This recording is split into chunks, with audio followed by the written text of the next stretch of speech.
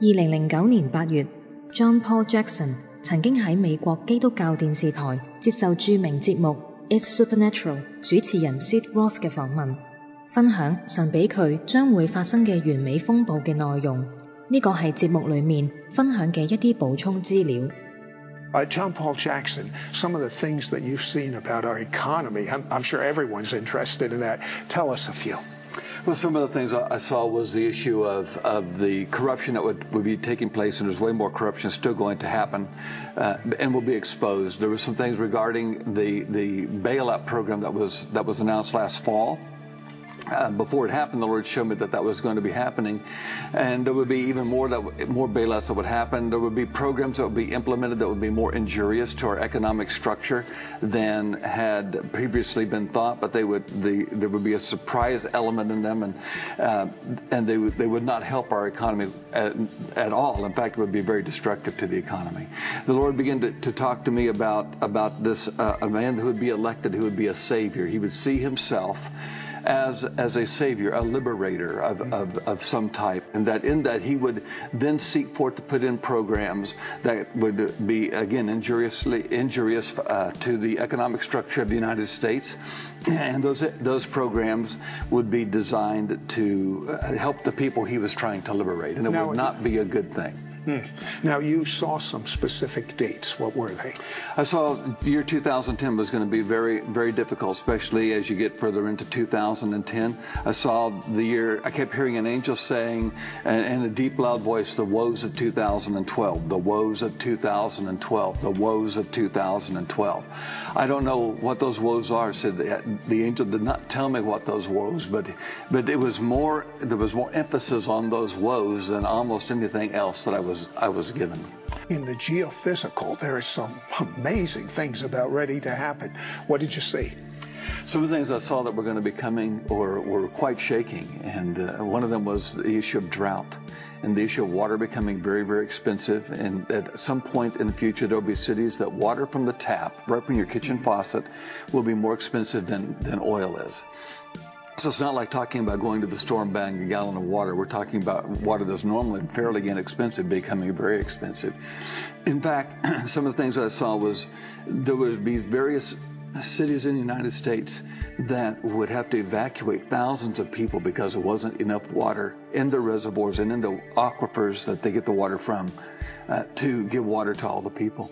What about food? I saw a blight coming to hybrid seeds, and that would bring a type of famine to the United States. So the hybrid seeds that have been propagated by various large, huge corporations, supposedly resistant to all kinds of things, there's something in the DNA structure of how they propagated everything, and it will actually allow for a blight to come. Some of the seeds won't break the ground. Some of the seeds will break the ground but never bear fruit. And so you'll end up seeing maybe green out in the fields. There'll be enough rain for them in certain areas, but they won't come to seed. So there won't be the corn that would be normally in the ear. There won't be the wheat that is normally in the head of wheat. And so that creates a major food shortage. Will that increase crime? Which would increase crime, right? Crime. What did you see? Well, I saw crime increasing for several reasons. One, economically, because there's so many people unemployed, with double-digit unemployment. And I've been talking about as high as over 12% unemployment before it's all said and done. And that was way before, right. The unemployment at that time was 4.5%, I believe, when I started talking about it. But I also saw unemployment because of the economic decisions that are going to be made, but also saw the food shortage then further harming the unemployed because food would be so expensive they couldn't afford to get it. And so then you end up seeing people actually robbing food trucks that would carry food to grocery stores. And the day would come when there would have to be armed guards riding with food trucks in order to keep the food truck from being waylaid or hijacked. Sounds to me like there's going to be a great deal of fear going on. Yeah, one of the plans of the enemy, well, there's going to be fear because of just God saying, I'm God, you're not.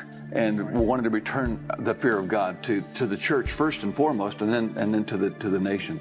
But one of the plans of the enemy is going to try to capitalize on that fear.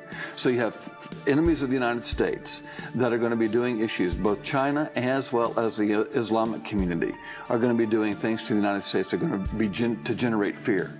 And so they're going to be doing things with the school systems. They're going to be doing things with malls, shopping malls. There'll be explosions in shopping malls that will make people afraid to go to high traffic areas like malls would be. As a matter of fact, you saw a lot of malls closing down. I did. I saw a lot of malls closing down, and interestingly enough, because of the storms that happened in some of the cities, the malls were actually used as housing for the people who didn't have homes.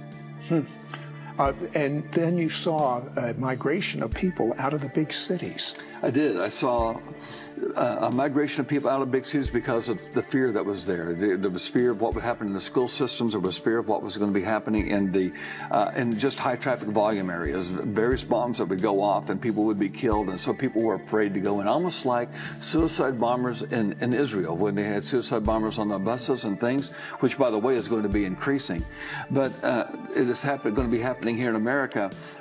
Not just suicide bombers, but actually bombs that would be left in various places that would detonate at a certain time. People are going to be moving to rural areas in order to keep their children safe from the urbanization and fear issues. You literally saw people digging up pavement to plant. Explain. Yes, and there was a couple of cities where people in various inner city areas would actually try to dig up the pavement.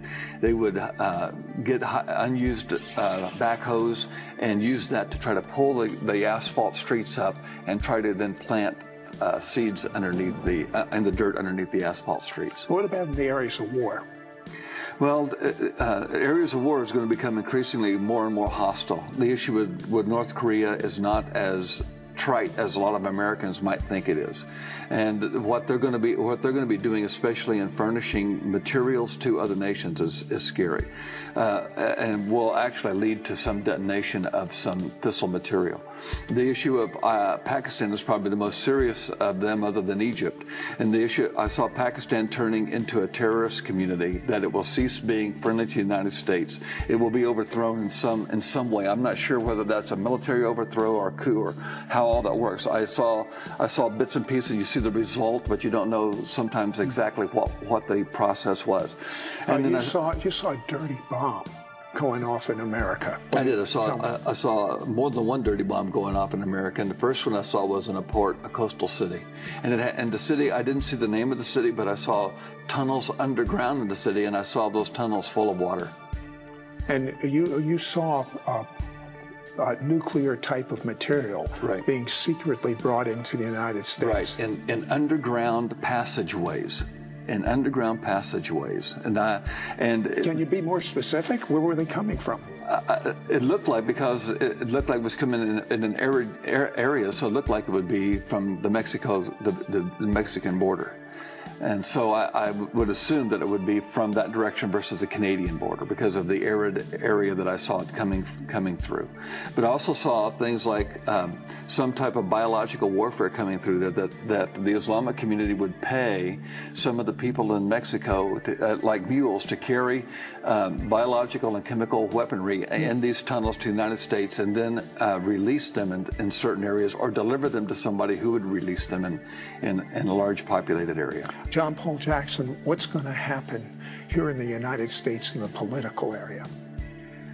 Well, the Islamic community is going to continue to make inroads into the political arenas. They've got a multiplication project that is designed specifically on their part. It's a 100-year plan.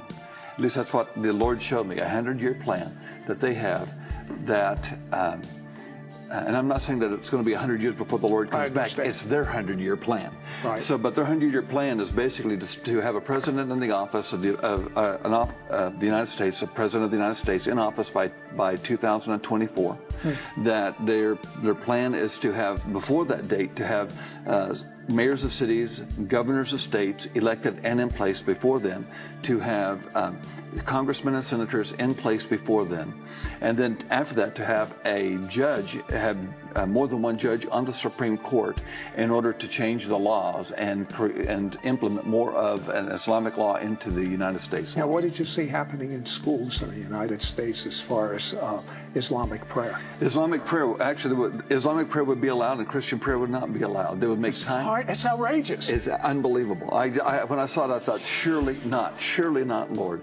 But they will allow, because of the fear factor, they're going to allow Islamic prayer in the school system in the United States, but not Christian prayer in the United States. They will allow time for Islamic children to pray, but not time for Christian children to pray. What did you see about President Obama? I saw that there was going to be an attempt upon his life. By who? I saw that it was going to be by the Islamic community, but make it look like it was racially motivated. And of course, we should pray that this not happen. But if it happens, what would occur? Then there would be incredible race riots in the streets like we've never seen before in this nation, and it would be worse than Rwanda.